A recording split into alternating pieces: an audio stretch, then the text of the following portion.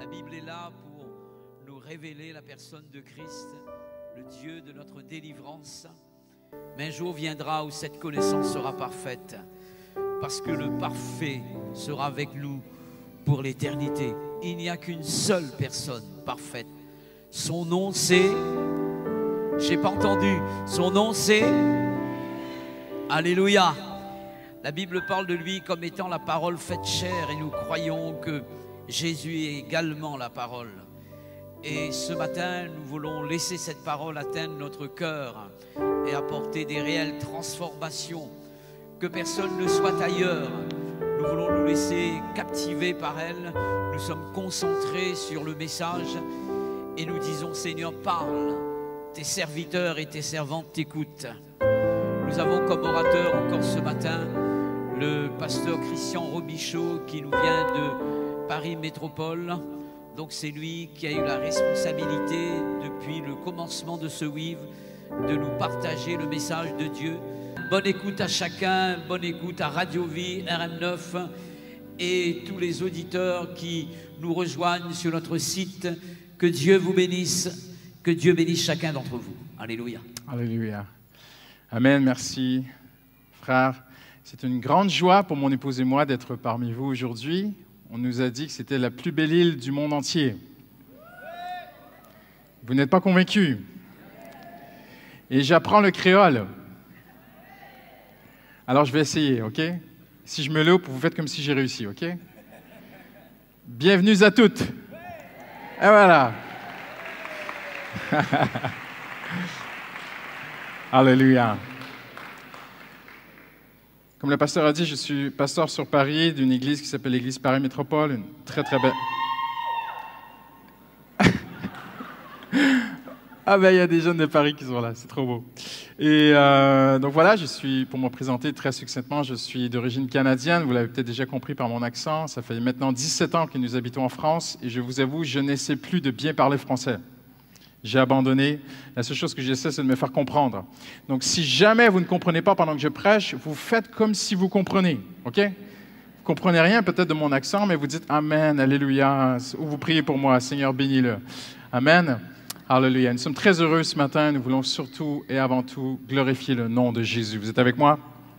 Amen, Alléluia. Juste en introduction, le pasteur l'a dit hier, mais j'ai écrit plusieurs ouvrages dans ma vie. Et il y a un livre que le Seigneur a mis vraiment sur notre cœur, sur mon cœur d'écrire il y a maintenant quelques années. Nous l'avons publié en début d'année. J'ai mis 7 ans à écrire ce livre et ce livre est très très important pour moi parce que après 28 ans de pastorat, mon plus cher désir, c'est de voir les chrétiens être solides en Jésus-Christ. Quelqu'un dira Amen ce matin. Être fort. Et comme vous le savez, nous vivons des temps vraiment de plus en plus difficiles. On va en parler dans un instant, mais je suis convaincu que Jésus revient bientôt. Je suis convaincu que nous allons vivre des jours de plus en plus difficiles. C'est ce que la Bible a annoncé. Si on vous prêche, si on vous annonce que le monde ira de mieux en mieux, vous fuyez ces prédicateurs. Ce sont de faux prédicateurs, ce sont de faux prophètes. Si on vous annonce que Jésus va venir et que la planète ira de mieux en mieux, ce n'est pas biblique. Ce n'est pas biblique. La Bible annonce que les jours qui viennent seront comme les douleurs de l'enfantement et que ce sera de plus en plus difficile. Mais, dans le livre de Daniel, il a été annoncé qu'il viendra un moment où un homme séduira par des flatteries les traîtres de l'alliance. Et c'est ceux qui vont rompre l'alliance avec Dieu. Mais ceux du peuple qui connaîtront leur Dieu agiront avec fermeté. C'est beau, hein? Donc, j'aimerais vous dire ceci ce matin. La chose la plus importante, et ce livre, la thématique de ce livre, c'est pour connaître Dieu. Qui est Dieu? Les attributs, le caractère de Dieu. Et votre représentation de Dieu, comment vous vous représentez Dieu, comment vous voyez Dieu, va déterminer tout votre avenir. Ta façon de voir Dieu va déterminer ton avenir. Et j'ai remarqué qu'en français, en anglais, il y a de très, très bons ouvrages, mais en français, je n'ai pas trouvé d'ouvrage sur les attributs de Dieu, un livre qui décrit qui est Dieu. Et c'est le but de ce chapitre aussi à travers des témoignages. Et donc, le titre est « L'image de Dieu ». Quelle est l'image qu'on se fait intérieurement de Dieu, notre perception de Dieu? On a apporté avec nous quelques copies et mon plus cher désir, c'est que cet ouvrage puisse t'amener à être solides en Jésus-Christ dans les derniers temps que nous vivons. Quelqu'un dit Amen ce matin. J'aimerais, si les pasteurs me permettent, m'éloigner un tout petit peu de la thématique du week-end et apporter une parole que le Seigneur a mise sur mon cœur dans la prière concernant les jours que nous vivons. Mon épouse me connaît très bien. Elle sait que son mari n'est pas un homme du sensationnalisme ou qui dramatise les choses ou qui essaie de manipuler les gens. Mais il y a une responsabilité chez les serviteurs de Dieu. L'Église doit être prête pour ce qui vient. Quelqu'un dira Amen ce matin. Le Seigneur n'a jamais voulu qu'aucun de ses enfants ici aujourd'hui soit surpris par ce qui se passe dans le monde. Peut-être me direz-vous, oui, pasteur, toi tu es sur Paris, c'est ton quotidien, les émeutes, c'est ton quotidien, les attentats terroristes, c'est ton quotidien, 273 morts depuis quelques années d'attentats terroristes en France. Toi, c'est ta vie, mais nous sommes à l'île de la Réunion, nous sommes très loin peut-être de toutes ces choses-là. J'aimerais vous annoncer, ce qui va venir va toucher le monde entier. Et aucune île, même la Bible, à travers les prophètes, parle des îles, que les îles seront atteintes par des moments difficiles. Mais la volonté de Dieu, c'est que chaque personne ici aujourd'hui, chaque enfant de Dieu, soit prêt pour ces temps, ne soit pas surpris par ce qui va arriver et soit fort et solide en Jésus-Christ. Quelqu'un dit Amen aujourd'hui. Et à partir de jeudi de la semaine dernière, pas de cette semaine, mais de la semaine dernière, en 48 heures, le Seigneur, de façon surnaturelle, et c'est très, très rare que ça m'est arrivé dans ma vie, de façon surnaturelle, le Seigneur m'a donné 5 confirmations en 48 heures. 5 confirmations comme les 5 doigts de la main, 5 confirmations comme l'importance de saisir quelque chose. Et mon plus cher désir ce matin, c'est que tu puisses saisir cette parole qui vient de Dieu. Alors, je t'invite avec moi, sans plus tarder, à tourner, si vous me permettez, de tourner avec moi dans l'Évangile de Matthieu. J'espère que vous êtes venus ce matin avec une Bible. Hallelujah! Regardez autour de vous, cherchez, fouinez, allez voir si votre voisin est venu avec une Bible. Regardez, allez voir dans son sac à main. Est-ce qu'il est venu avec une Bible à l'église, la sœur, ce matin? Nous sommes à l'église, vous savez, nous sommes à l'église. Nous ne sommes pas dans un gymnase, nous sommes dans la maison de Dieu. Là où les enfants de Dieu sont, c'est la maison de Dieu. Quelqu'un peut dire Amen ce matin? Amen, vous ne m'avez pas convaincu. Quelqu'un dit Amen ce matin? Alléluia. Regardez autour de vous, moi j'aime beaucoup la Bible. Vous allez devenir les inspecteurs de la Bible pendant 1 minute. Regardez autour de vous. Est-ce que la personne à côté de toi est venue avec la Bible? Hein? Et que si elle n'a pas sa Bible, il faudrait qu'elle se sente très, très gênée ce matin. Bon, si elle est invitée à l'église, il n'y a pas de problème. Oui, mais c'est sur mon téléphone. Mais personne ne sait ce que tu fais sur ton téléphone pendant que le pasteur prêche. Mais on va tolérer les téléphones. Et tous ceux qui ont un téléphone disent « Amen, merci pasteur, tu tolères mon téléphone ce matin. » Mais je préfère la Bible sur papier. Hein? C'est un peu old school, mais c'est très important pour moi. Je chéris la parole de Dieu. Il y a quelques mois, le Seigneur nous a... Je suis pasteur d'une église, donc je vais vous parler comme un simple petit pasteur d'une église à Paris. Il y a quelques mois, le Seigneur a mis sur mon cœur, j'ai partagé à l'équipe pastorale, nous sommes une équipe de 8 pasteurs sur 3 campus, et le Seigneur a mis sur mon cœur cette thématique, à partir de Ésaïe 60, mais ne tournez pas. Dans Ésaïe 60, le Seigneur dit « Lève-toi, brille » au verset 1er du chapitre 60. Et au verset 2, le Seigneur annonce que des ténèbres vont venir sur la terre et que des ténèbres très opaques vont venir sur tous les peuples. L'île de la Réunion n'en sera pas épargnée. De grands ténèbres très opaques vont venir dans ce monde sur cette génération. Mais le Seigneur dit à son Église, au chapitre 60 d'Ésaïe, que ce n'est pas le temps pour l'Église de se refermer, de fermer les volets, baisser les rideaux, fermer les fenêtres, s'enfermer chez elle dans la peur. Le Seigneur dit non, non, non, c'est l'inverse. Le jour où tu verras les ténèbres venir sur le monde, le jour où les ténèbres seront très opaques sur la société, le jour où tu verras tes collègues, tes voisins, ta famille, les gens, les autorités, les gens autour de toi devenir de plus en plus ténébreux, le Seigneur te dit, ça sera ce jour-là, plus que jamais, que je t'appellerai à te lever et à briller dans ce monde. Quelqu'un dit Amen ce matin. Le Seigneur ne veut pas des enfants de Dieu qui ont peur. Le Seigneur veut des enfants de Dieu qui sont courageux. Quelqu'un dit Amen ce matin. Vous êtes avec moi? Hallelujah. Vous allez presque prêcher avec moi ce matin. la haine, la violence, le racisme, les préjugés, la discrimination, la colère, rupture, division sont aujourd'hui le pain quotidien des gens autour de nous. Je ne prophétise pas, je constate l'actualité d'aujourd'hui. Partout autour de vous, ces choses sont présentes, ces ténèbres sont présentes dans toutes les sphères de la société.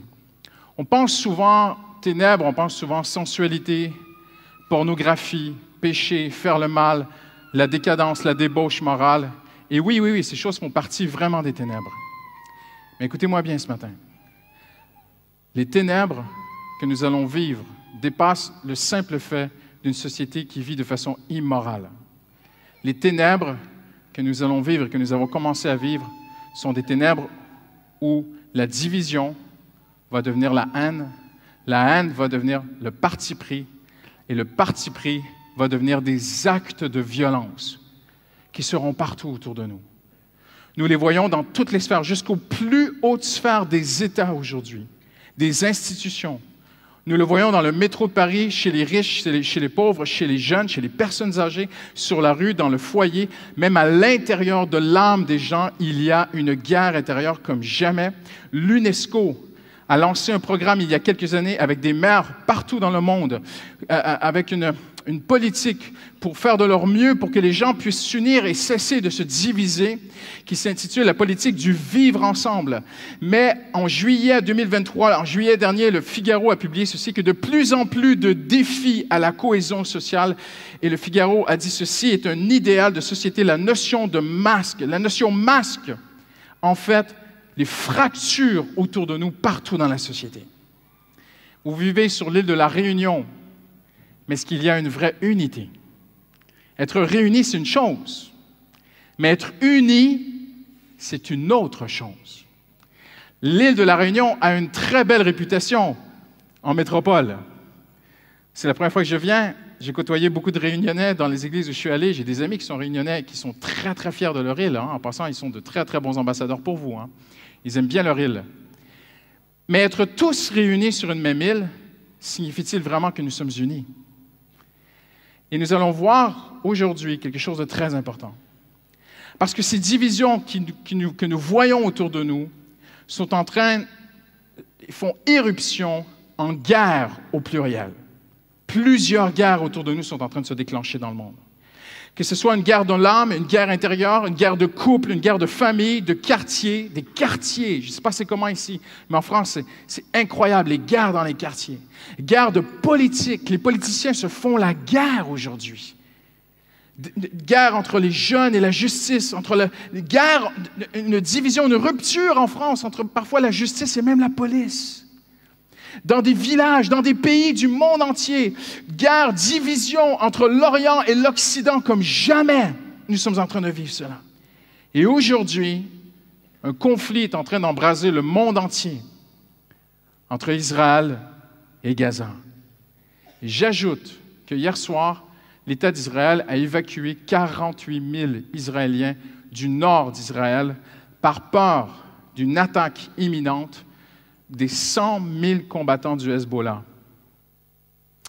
3 missiles, il y a 2 jours, ont été lancés à partir du Yémen, ont traversé l'Arabie saoudite, il faut quand même le faire, ont été interceptés par un destroyer américain. Ces choses que nous vivons aujourd'hui, le monde ne sera plus jamais pareil. Les choses ne reviendront plus comme avant, parce que la Bible annonce ces choses. Alors, je pense aussi à ce professeur en France la semaine dernière, qui est cette 273e victime de terrorisme en France, c'est du jamais vu. D'après l'ONU, partout dans le monde entier, il y a une hausse de guerre, de crimes. D'après l'ONU, la moitié des pays dans le monde connaissent aujourd'hui des violences politiques. Sur le plan mondial, la famille est l'endroit, écoutez-moi bien ce matin, c'est très intéressant mais très grave, et devrait amener l'Église à genoux à prier plus que jamais pour l'île de la Réunion. J'espère que vous priez pour votre île. Quelqu'un dit Amen ce matin? Oh là, ça fait peur quand on entend si peu d'Amen. Est-ce que vous priez pour votre île? Saviez-vous que dans le monde entier, l'endroit, et j'ai posé la question à quelques personnes autour de moi il y a 2 semaines sur Paris, d'après vous, quel est l'endroit le plus dangereux pour la femme aujourd'hui dans la société? Et tous les gens m'ont répondu Paris. Mais ce n'est pas Paris. D'après l'ONU, l'endroit le plus dangereux pour une femme aujourd'hui, c'est à la maison. C'est au foyer. D'après les statistiques mondiales, près de 65% des femmes ont peur à la maison de leur propre mari. Plus de 60% des filles ont peur de leur propre papa. La femme aujourd'hui porte le plus lourd fardeau en tant que victime d'homicide, misogyne, avec une hausse de 10% dans le monde, c'est du jamais vu. Les objectifs de paix mondiale de l'ONU ne seront pas atteints. Toute forme de violence, que ce soit arracher un sac à quelqu'un sur la rue ou que ce soit lancer un missile, toute forme de violence sont en hausse dans le monde entier. Et nous vivons des jours où vous allez voir autour de vous, de plus en plus, vos proches, vos voisins, et même parfois dans la même famille, les gens vont prendre parti pris d'une part ou d'une autre. Et ce parti pris va devenir une haine. Et le Seigneur a mis une phrase sur mon cœur pour préparer l'Église. Vous allez dire, mais Pasteur Christian, ton message est très négatif ce matin. Ne vous inquiétez pas, le positif est toujours pour la fin. Le Seigneur a mis cette phrase sur mon cœur dans la prière. Lorsque ceux qui refusent la haine sont haïs par les autres, c'est que la haine est devenue la norme. Notez bien ceci.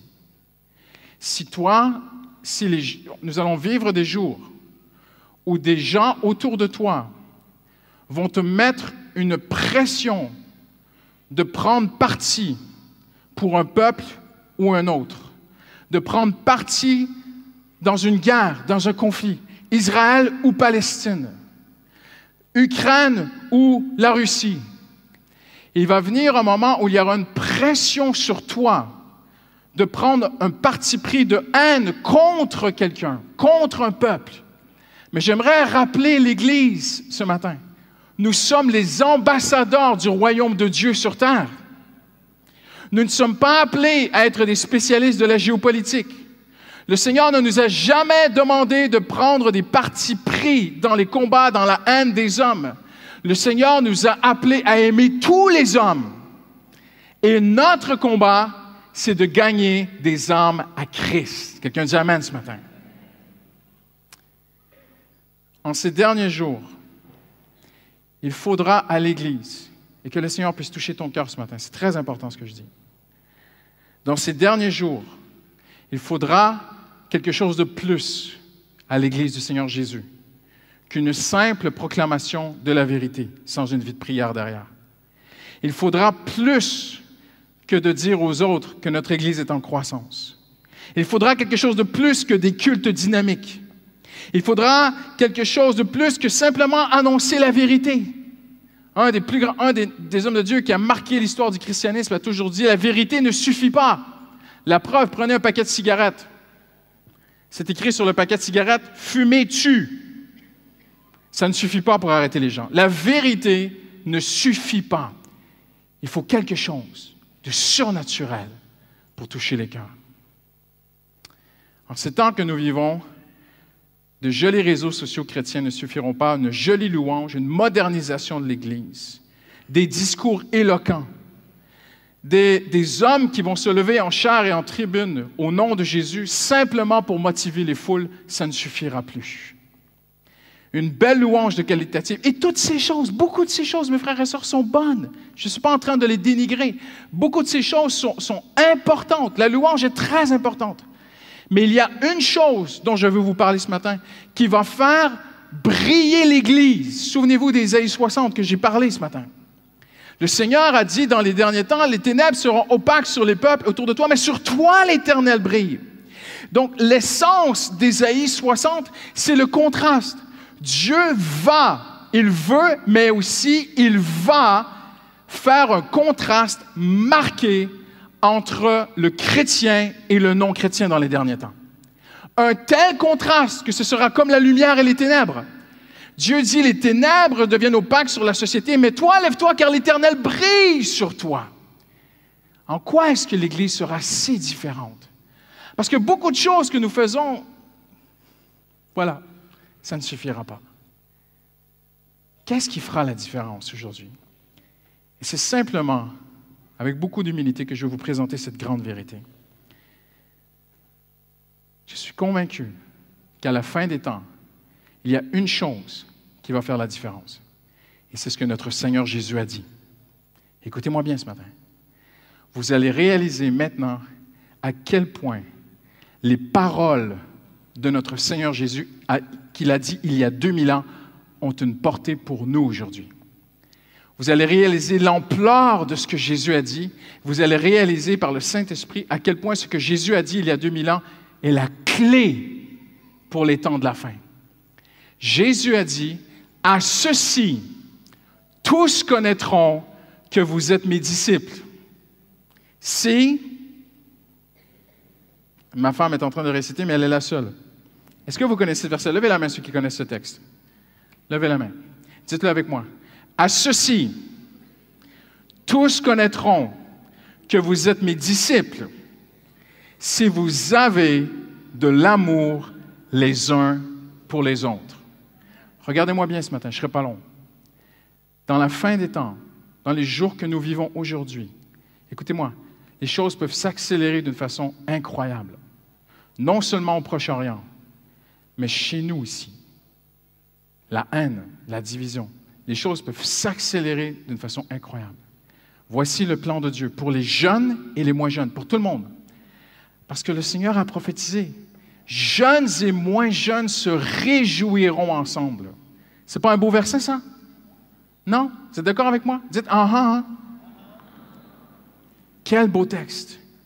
Et Jésus a dit, dans les derniers temps, à ceux-ci, tous,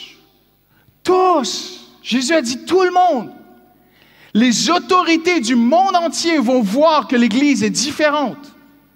Les journalistes, tous, les petits, les grands, les sages, les moins sages, les riches, les pauvres, de toute couleur de peau, de toute nation, de toute langue, tous, Jésus a dit, tous verront que vous êtes mes disciples, que vous êtes différents à une chose, l'amour que vous avez les uns pour les autres. Une unité constante et céleste dans le peuple de Dieu. Quelqu'un dit Amen ce matin. Regardez avec moi un texte de notre Seigneur Jésus très important. Chapitre 18 de Matthieu, verset 19. « Je vous dis encore, si deux d'entre vous s'accordent sur la terre pour demander une chose, quelconque, elle leur sera accordée par mon Père qui est dans les cieux. » Regardez-moi ici un instant. C'est un verset que la plupart d'entre nous connaissons. Jésus dit, ici, aujourd'hui, sur la terre, si deux s'accordent pour demander une chose, quelconque, mon Père qui est dans les cieux va leur donner. Le Seigneur a donné beaucoup d'enseignements dans les évangiles. Le Seigneur a donné des avertissements. À peu près à 10 reprises, Jésus a donné des avertissements. 10 fois dans les évangiles, Jésus a dit « Prenez garde ». Parfois, Jésus a parlé beaucoup de la foi. Jésus a parlé de beaucoup de sujets. Mais ici, le Seigneur nous montre un principe céleste, une loi des cieux, une loi à laquelle Dieu répond. Et Dieu a dit, si je trouve des gens qui s'accordent, je réponds. Pour nous montrer à quel point, au cœur de Dieu, rien n'est plus important que l'unité. Notre Dieu, je vais vous le montrer dans un instant, rien n'est plus important au cœur de Dieu que nous soyons unis.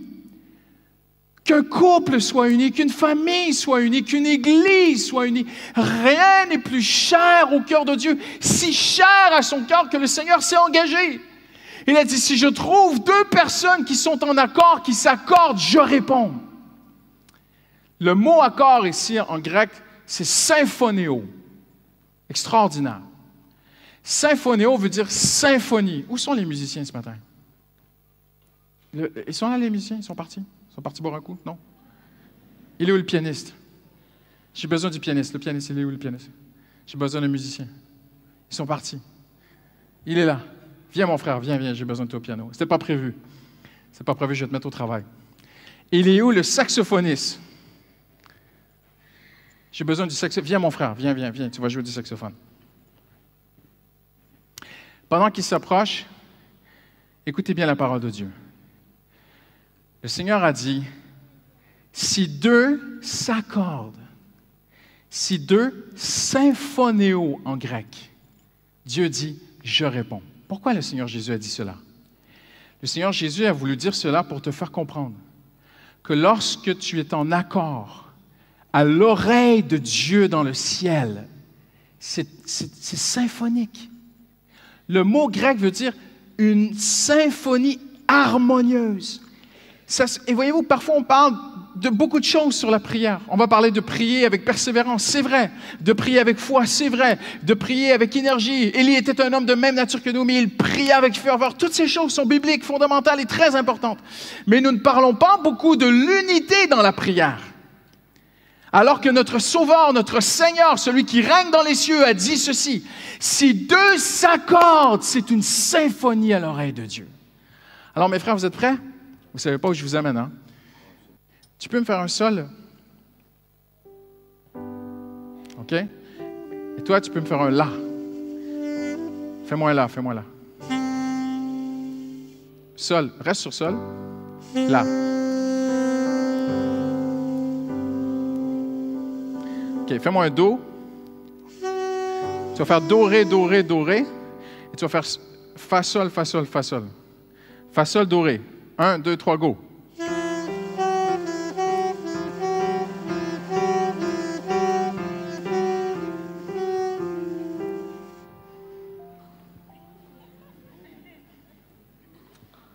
À ton oreille, ce n'est pas symphonéo.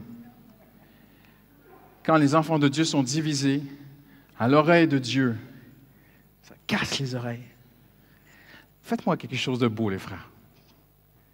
Comme vous avez fait tout à l'heure. Fais-moi Yeshua. Faites Yeshua. C'était tellement beau, Yeshua. Yeshua.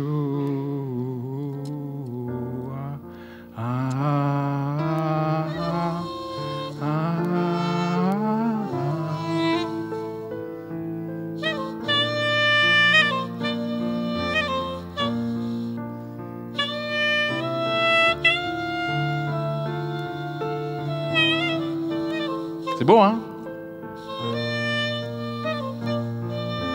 Moi, je leur laisse la place, OK?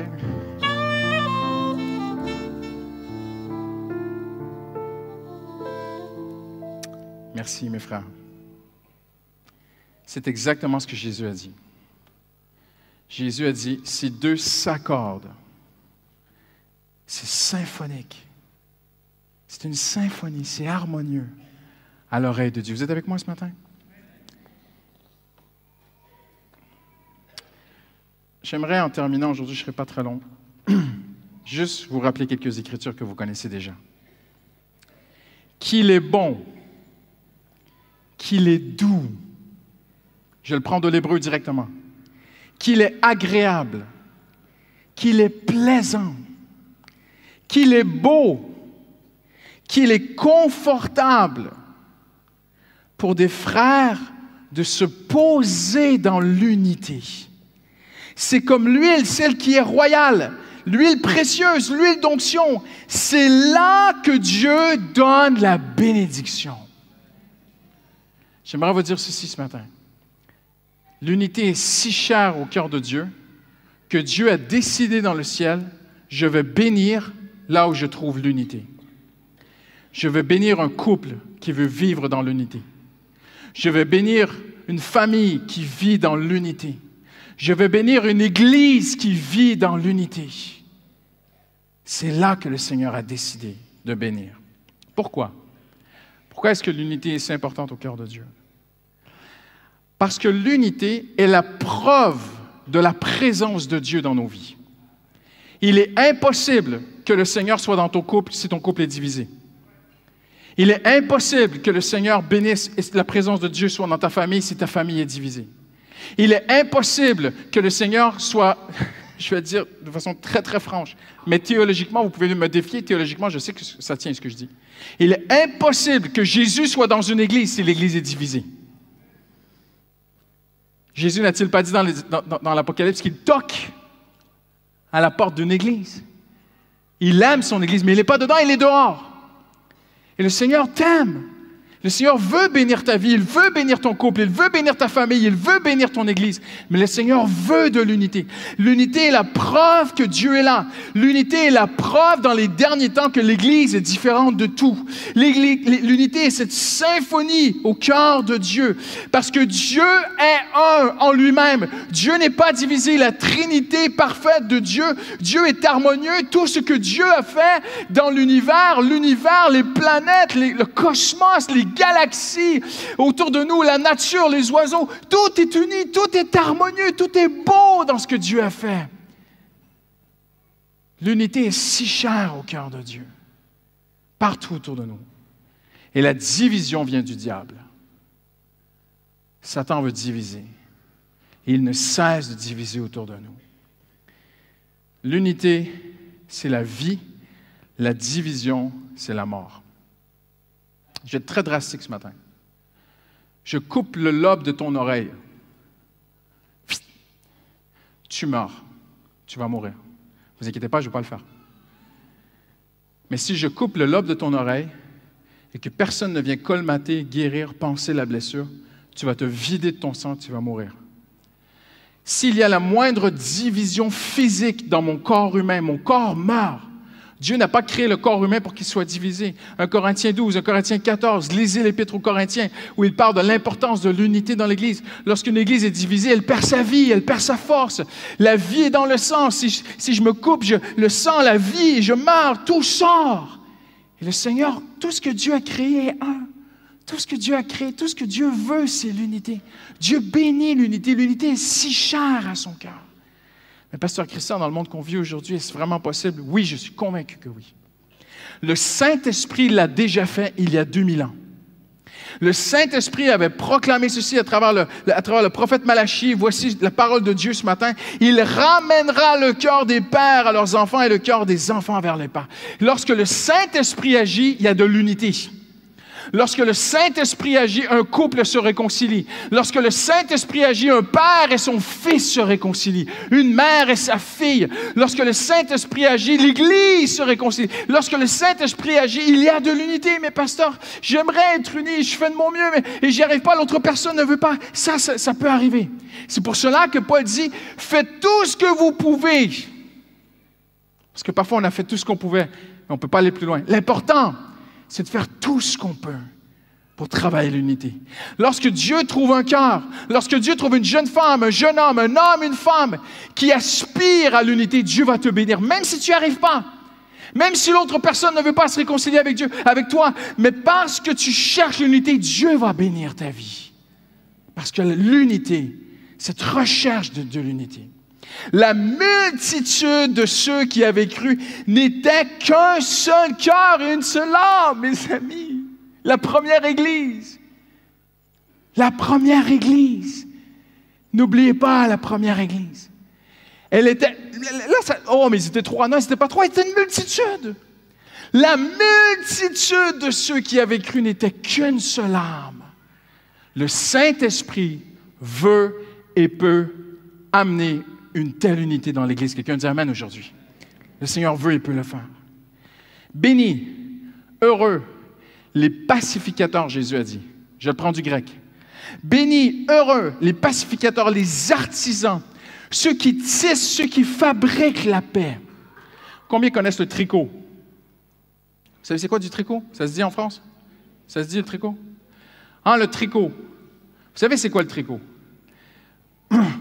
À l'époque, on prenait un mouton, on tondait le mouton, ça faisait une grosse balle de laine, un gros cafouillis, et il y a une maman qui venait, elle mettait ses doigts dans la balle de laine, et la première chose qu'elle faisait, elle mettait la laine ensemble, et elle roulait ses mains comme ça, et elle commençait à faire un fil, on appelait ça enfiler, elle enfilait la laine. Et là, elle faisait un fil.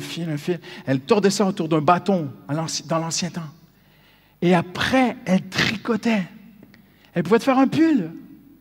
Mais la première chose qu'elle faisait, elle mettait ses mains dans la balle de laine. Quand Dieu trouve une mère de famille qui met ses mains dans les problèmes et qui cherche l'unité, Dieu bénit cette mère de famille. Lorsque Dieu trouve un père de famille et qu'il y a des embrouilles entre les enfants et ceci et cela, il dit non, on ne va pas laisser la division diviser notre famille, on va se réunir, on va parler ensemble, on va s'écouter, on va prier les uns pour les autres. Et lorsqu'un père de famille commence à travailler à l'unité de sa famille, en fait, il est comme cette personne qui tisse. Et le Seigneur, en fait, te donne une bénédiction pour toi. Il te dit, bénis ceux qui sont les artisans de la paix. Tu fais des efforts pour la paix dans ton couple. Tu fais des efforts. Tu sais te réconcilier, pardonner, regarder de l'avant. Tu refuses la haine, la rancune, l'amertume, tourner le dos. Non, tu fais un effort pour la paix. Heureux, le Seigneur te dit, tu seras heureux, tu seras béni parce que j'ai trouvé chez toi un artisan de paix. Je termine bientôt, mais Jésus a dit une vérité qui est très importante pour nous. Dieu veut pour nous une unité de la même qualité que sa Trinité. Souvenez-vous de ceci, une vérité céleste pour vous ce matin. Je vous donne une perle. Écoutez bien ceci. Dieu veut une unité de la même qualité que sa Trinité. Pasteur Christian, c'est pas possible, c'est impossible, c'est pas biblique ce que tu dis. C'est biblique, Jésus l'a dit.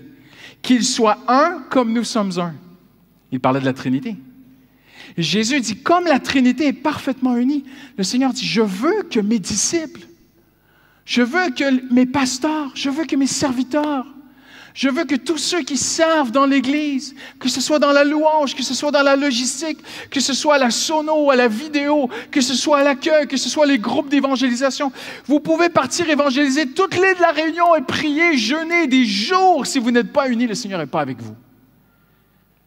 Mais si vous vous mettez ensemble et vous êtes unis de cœur, d'une telle unité, vous dites, Seigneur, fais-le, toi, fais ce miracle, je ne peux pas le faire. Mais Seigneur, je veux cette unité de la même qualité que la Trinité. Le Seigneur va venir et il va le faire. Quelqu'un dit Amen ce matin. Il y a des efforts à faire et je vais terminer bientôt. Je termine avec ceci. Dans les derniers temps, ne pensez pas que Dieu va élever un ou deux ou trois grands hommes de Dieu extraordinaires. J'en suis profondément convaincu. Je n'impose ma conviction à personne. Mais je ne pense pas. Je pense que parfois, les chrétiens idolâtrent un peu les grands hommes de Dieu. Et ce n'est pas la volonté de Dieu. Je vais vous dire les choses très... Peut-être que je ne reviendrai plus jamais ici. Hein? Peut-être que... Alors, j'en vois tout. Hein? J'entends, sur Paris, il y a énormément d'églises sur Paris. Il y a de très bonnes églises et il y a de fausses églises. Et j'entends les gens parler autour de moi. Ah, lui, c'est un grand pasteur. À quel moment avez-vous vu dans le Nouveau Testament un grand pasteur? Le seul endroit où c'est écrit, c'est pour faire des reproches. Où Paul dit, qui sont ces super apôtres? En fait, j'aimerais vous dire ceci, il n'y a pas de grands pasteurs dans le royaume de Dieu. Il n'y a pas de grands hommes de Dieu. Paul dit l'inverse. S'il y a un homme qui aurait bien pu s'attribuer d'être un grand pasteur, c'est l'apôtre Paul. L'apôtre Paul dit l'inverse. Il dit, nous sommes les derniers de tous les hommes. Il dit même, nous sommes les rebuts de la société. Wow! Écoutez-moi bien. Quand vous voyez un grand homme de Dieu là, fuyez. Prends tes baskets, cours dans le sens inverse. C'est pas biblique. Dans les derniers temps, voici, Dieu fera beaucoup de choses. Mais je suis convaincu que Dieu fera une chose très précise dans les derniers temps pour briller sur l'île de la Réunion. Dieu va élever de simples chrétiens ordinaires qui vont être unis. Des couples, votre couple va être uni et tes voisins vont te demander, mais qu'est-ce que tu as fait? Votre famille va être unie. Et votre entourage, vos collègues, vos voisins, les gens autour de vous vont dire, mais qu'est-ce que vous avez dans votre famille pour être unis? Comment se fait-il que votre famille est dans la paix? Comment se fait-il que votre couple est dans la paix? Et les gens vont se demander, et je vous dis ceci, ce que je suis en train de vous dire a été prophétisé par le prophète Ésaïe. Le prophète Ésaïe dit au chapitre 8, il dit ceci, je le cite, « Ma famille et moi, nous sommes un prodige en Israël et un signal Mais ce que Ésaïe dit, et c'est prophétique pour toi aujourd'hui, la volonté de Dieu, c'est qu'à travers l'unité de ton couple, de ta famille, de ton Église, tu seras un prodige. Écoutez-moi bien, on va se parler cash. On peut faire du grand français, de toute façon, j'y arrive pas. Dans les derniers temps, ce qui va se démarquer d'un monde divisé en guerre de haine les uns contre les autres, de parti pris, c'est de voir quelqu'un qui n'est pas là-dedans. C'est de voir un homme qui est dans l'amour, de voir un couple qui est dans l'unité. Et c'est ça que Ésaïe a dit. Elle dit, ça va devenir un prodigieux. Je crois en miracle, je crois à la guérison physique. J'ai été guéri à plusieurs reprises dans mon corps physiquement. Je crois que Dieu guérit. On vit des guérisons à Paramétropole. Mais je vais vous dire une chose, je vais vous choquer ce matin. Mais c'est biblique ce que je dis. Le diable aussi peut guérir des gens. Tu ne pourras pas dire à ton voisin, mon Dieu est meilleur parce que mon Dieu guérit. Il y a des magiciens qui guérissent aussi. Je ne suis pas en train de dire que la guérison n'est pas bonne. Dieu guérit parce qu'il aime les gens. Dieu guérit par amour. C'est ma conviction. Je ne pense pas que Dieu veut nous guérir pour qu'on aille voir nos voisins et dire, regarde, mon Dieu est meilleur que le tien, moi, mon Dieu fait des guérisons. Je ne crois pas à cet évangile. Je crois que Dieu guérit par amour. Mais je crois qu'il y a une chose qui est prodigieuse, que personne ne peut faire dans ce monde, c'est l'unité. Ça, c'est une œuvre surnaturelle, miraculeuse du Saint-Esprit. Et il l'a fait si tu dis, oui, je le veux, Seigneur, je veux vivre dans l'unité. Et ta famille devient prodige.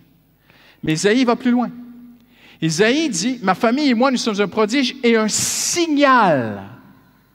Un signe. En hébreu, c'est un signal.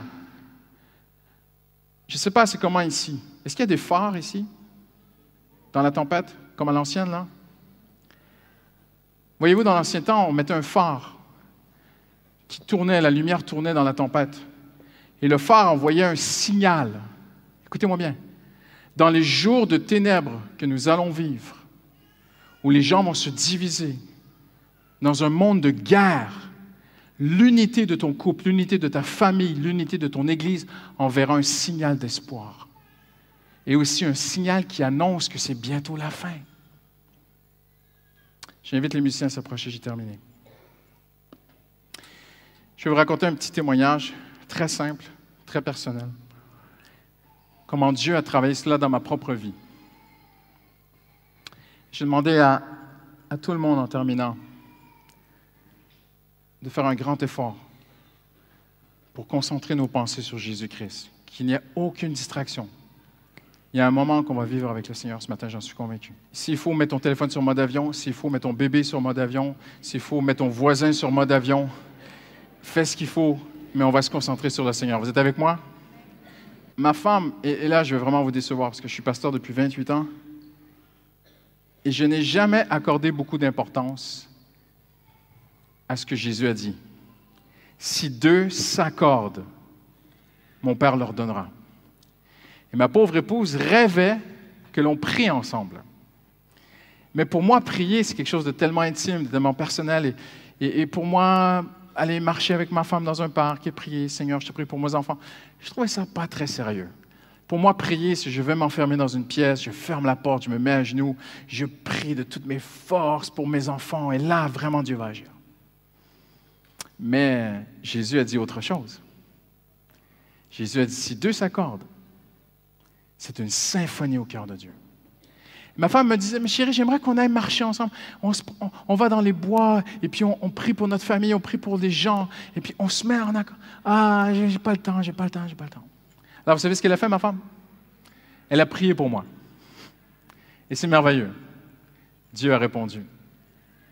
Et un jour, j'étais dans mon bureau, et je me dis, je vais aller prier avec ma femme. Alors, il y avait un petit bois, on était en Normandie à l'époque. Il y avait un petit bois derrière chez moi, au-dessus de la colline. Donc, on est monté. Et nous nous sommes mis à marcher. Et nous avons prié pour différentes choses. Dans une grande simplicité. Vraiment, vraiment. Sans faste, sans procession, tu vois. Sans être autre personne que qui nous sommes. Juste la simplicité de ton cœur. Tu n'as pas besoin de changer de personnalité quand tu pries en passant. Hein? Juste être toi-même. En fait, le Seigneur te demande juste d'être toi-même. on a commencé juste à prier. Et nous avons prié pour un jeune homme qui s'appelait Kevin. À l'époque, j'étais à Mantes-la-Jolie et Kevin était le responsable des jeunes. Et Kevin était un jeune homme responsable du groupe de jeunes et il avait un appel sur sa vie pour devenir un pasteur. Il s'est découragé parce que les jeunes ne venaient pas à Jésus et ils voulaient voir Dieu agir et ces choses-là n'arrivaient pas. Alors il s'est découragé.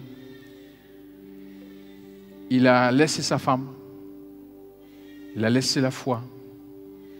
Il est devenu athée.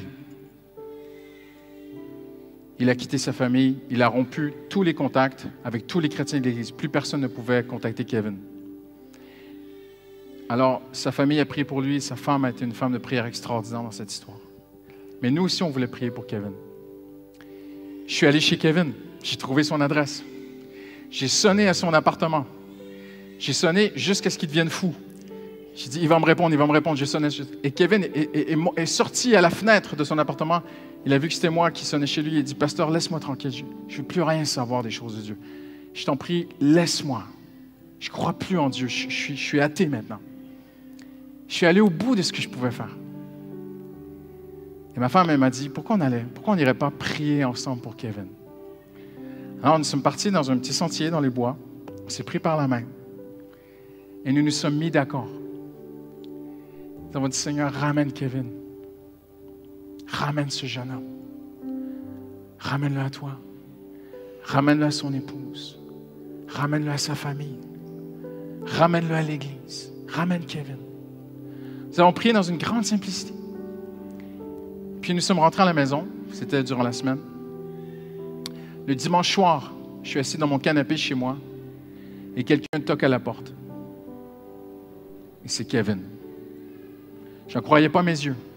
Vous savez, comme les chrétiens qui ne croyaient pas quand Pierre a été libéré de la prison. J'ai ouvert la porte, je vois Kevin, un grand jeune homme là, avec sa barbe et tout, bien baraqué. Il me dit, est-ce que je peux rentrer?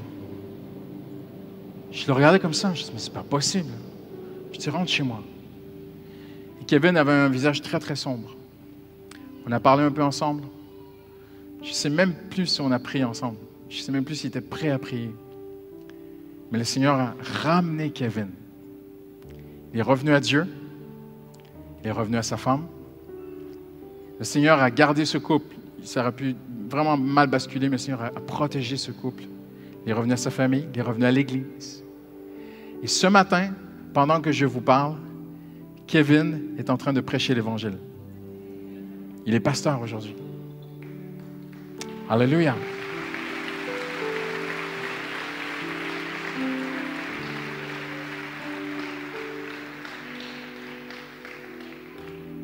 Pourquoi Dieu a répondu? Parce que nous nous sommes mis d'accord. Son épouse, sa famille, Justine, moi, ses proches, on s'est mis d'accord. Et lorsqu'on a prié pour Kevin, Dieu dans le ciel a entendu un son mélodieux. C'était harmonieux. C'était symphonique au cœur de Dieu. C'était un bel orchestre. Et Dieu a dit, je ne peux que répondre. Et ce jour-là a changé ma vie. J'ai découvert que lorsque deux s'accordent, Dieu agit. Ce jour-là, j'ai compris que l'unité est la puissance, est une puissance pour l'Église. Et j'ai compris depuis une semaine ou deux, en voyant le monde entier, que dans les derniers temps, l'Église va briller, se démarquer par l'unité. Ma femme et moi, on pourrait vous raconter des dizaines de témoignages. Cet été, nous sommes partis en vacances, on a fait des heures de route. Et au lieu de perdre notre temps, on s'est dit, on va prier ensemble. On a prié pour plein de gens. Nous sommes rentrés de vacances et à la rentrée en septembre, on a entendu plein de témoignages. Tac, tac, tac, tac. Une femme était devant nous. Elle nous racontait ce que Dieu avait fait dans sa vie. Et ma femme et moi, on la regardait comme ça. Oh! Et quand elle est partie, on s'est dit, hey, t'as vu, on a prié pour elle. Et Dieu a répondu. Ma femme, elle n'est plus surprise. Moi, je suis encore un peu surprise. Ma femme, pour elle, c'est acquis. Non, non, Dieu va répondre parce que nous sommes en accord, en symphonie. Alors, on va faire quelque chose ce matin. La plus belle chose pour Dieu, c'est que sa maison soit appelée une maison de prière. Alors, on va prier ce matin. Nous allons transformer ce lieu en maison de prière. C'est déjà une maison de prière. Je vais vous demander de vous lever et vous allez trouver un partenaire de prière. Ça peut être ta femme, ça peut être ton mari, ça peut être ton voisin, la personne à côté de toi. Vous allez trouver un partenaire de prière. Là, je suis en train de vous gêner. On va dire, je pensais venir être spectateur. Mais vous allez devenir participant de la parole de Dieu ce matin. Trouvez un partenaire de prière. Alléluia. Vous l'avez trouvé? Prenez ses mains. Bon, si ce n'est pas ton épouse, tu ne prends pas ses mains. Hein? On est d'accord? Si c'est la fille que tu veux draguer, tu ne prends pas ses mains. Si c'est ton épouse, tu prends ses mains. Tournez-vous vers cette personne, vraiment face à face. Il y en a, vous me regardez. Regardez la personne. Ce n'est pas avec moi que vous allez prier, c'est avec elle. Partenaire de prière avec cette personne.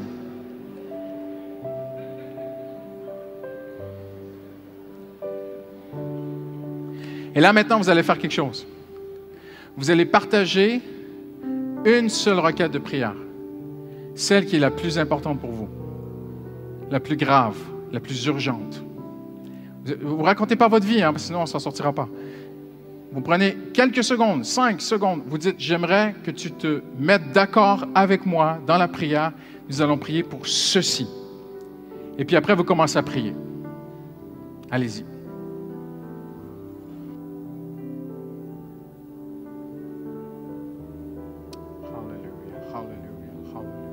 Precious Jesus. Hallelujah. Hallelujah. Hallelujah. Hallelujah. Hallelujah. Hallelujah. Merci Seigneur pour ta présence, Seigneur. Merci Seigneur pour ta présence ce matin, Seigneur. Hallelujah. Le Seigneur met quelque chose sur mon cœur à l'instant. J'aimerais que nous puissions prier pour vous, les pasteurs. Est-ce que vous aimez vos pasteurs? Est-ce que vous aimez vos bergers? Est-ce qu'il y a des pasteurs ici aujourd'hui? Il n'y a pas de pasteurs ici? Venez mes frères, venez près de moi. J'aimerais qu'on puisse prier pour les bergers. Tous les pasteurs, venez. Tous les pasteurs. Est-ce qu'il y a des anciens des églises? Est-ce qu'il y a des anciens? Des anciens qui prêchent, qui enseignent la parole de Dieu. Soyez pas gênés, on veut vraiment prier pour vous ce matin. Est-ce qu'il y a des pasteurs en formation? Vous avez des jeunes pasteurs en formation? Des pasteurs en formation? Approchez-vous.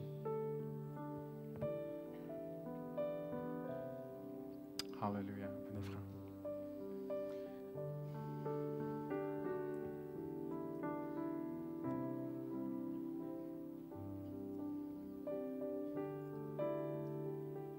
Est-ce que tous ces serviteurs ont des épouses?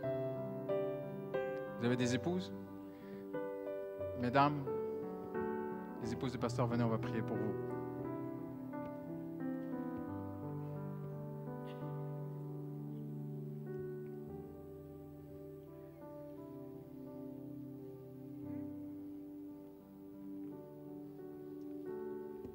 Alléluia.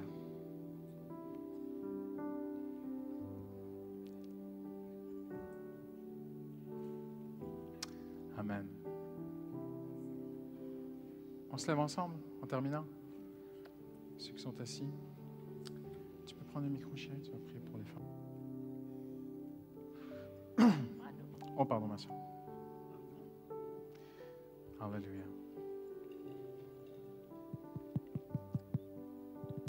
Alléluia. On va tendre nos mains en signe d'unité. Vous voulez bien? Tendez vos mains vers les bergers que le Seigneur vous a confiés. Seigneur, tu vois la grande responsabilité qui est sur eux, Seigneur. Tu sais que tu dis que nous serons jugés plus sévèrement, Seigneur. Seigneur, nous te prions pour ces hommes, Seigneur. Nous te prions pour ces femmes, Seigneur, leurs épouses, Seigneur Jésus. Seigneur, nous te prions, Seigneur, tu les mets à genoux, Seigneur, comme jamais. Seigneur, tu fais d'eux des artisans de paix. des artisans de paix, des hommes qui tissent la paix entre les couples qui viennent les rencontrer dans leur bureau, des hommes qui tissent la paix dans les entretiens pastoraux, des hommes qui tissent la paix dans les familles, des hommes qui tissent la paix entre les départements d'église, des hommes qui tissent la paix, hallelujah, dans leurs églises, des hommes qui tissent des liens d'amour, des liens de paix, même entre les églises, Seigneur Jésus. Seigneur, nous te prions pour l'unité, Seigneur. Te prions, Seigneur Jésus. Tu veux mettre une grande onction sur ces églises, Seigneur, dans ces derniers temps. Tu veux que ces églises brillent sur cette île et au-delà dans ces derniers temps, Seigneur Jésus. Tu veux qu'il soit une symphonie, Seigneur. Je prie que ces frères, leurs prières montent vers toi comme un son symphonique, un son harmonieux, un son d'accord. Alléluia. Alléluia. Nous prions pour nos bergers, Seigneur. Prie pour ton berger ce matin. Prie pour ces bergers ce matin. Prie pour ces responsables, ces anciens. Hallelujah. Prie pour ces jeunes pasteurs en formation ce matin. Hallelujah. Holy Spirit of God. Holy Spirit of God. Hallelujah. Oui, Seigneur, nous élevons notre voix, Seigneur, pour prier, Seigneur, pour chaque épouse, Seigneur Jésus. Ici, Yes. Seigneur, représentée, Seigneur. Yes, Tu yes, veux yes. faire d'elle, Seigneur, aussi, Seigneur, des artisanes de paix, Seigneur. Nous Yes. prions, Seigneur éternel, que leur foyer puisse être un oasis, Yes. Seigneur. Un oasis de paix, Seigneur. Hallelujah. Nous prions, Seigneur Jésus, qu'elles puissent tisser, Seigneur éternel, qu'elles n'aient pas peur, Seigneur, de mettre, Seigneur, leurs mains, Seigneur, là où il faut, Seigneur, et faire, Seigneur, avoir un enseignement bienveillant, Seigneur Jésus, pour leur famille, Seigneur. Yes. Je prie que ces femmes, Seigneur, aient des paroles de connaissance, de sagesse, Hallelujah. Seigneur, pour encourager, Seigneur, leur mari, Seigneur. Amen. Je prie, Seigneur éternel, qu'elle soit une source de joie, Seigneur, Hallelujah. une source de paix, Seigneur Amen. éternel.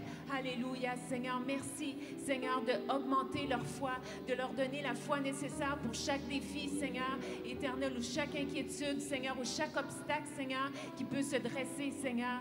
Oui, Seigneur, merci, Seigneur éternel, pour les femmes qu'elles sont. Merci, Seigneur éternel. Jésus, Seigneur, tu les as placées Hallelujah. là, Seigneur, avec des dons uniques, Seigneur. Et merci, Seigneur éternel, pour qui elles sont, Seigneur, en toi et qui tu es au travers elles, Seigneur Jésus. Yes. Merci, Seigneur. Hallelujah. Hallelujah. Hallelujah. J'ai une bonne nouvelle pour vous ce matin. J'ai deux bonnes nouvelles. La première bonne nouvelle, c'est que c'est bientôt terminé. Et la deuxième bonne nouvelle, c'est que Dieu répond à la prière. Amen. Est-ce qu'on peut acclamer le Seigneur Jésus? Alléluia.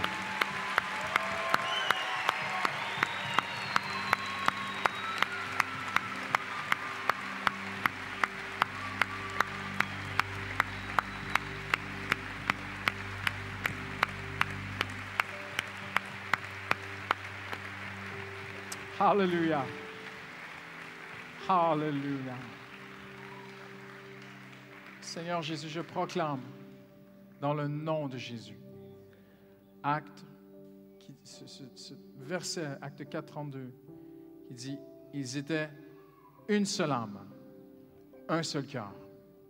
Je proclame sur ces églises, sur ces responsables, sur ces pasteurs, sur ces familles, ces couples, ce corps de Christ, une seule âme, un seul cœur, par la puissance du Saint-Esprit. Amen. Hallelujah. Gloire à Dieu. Merci.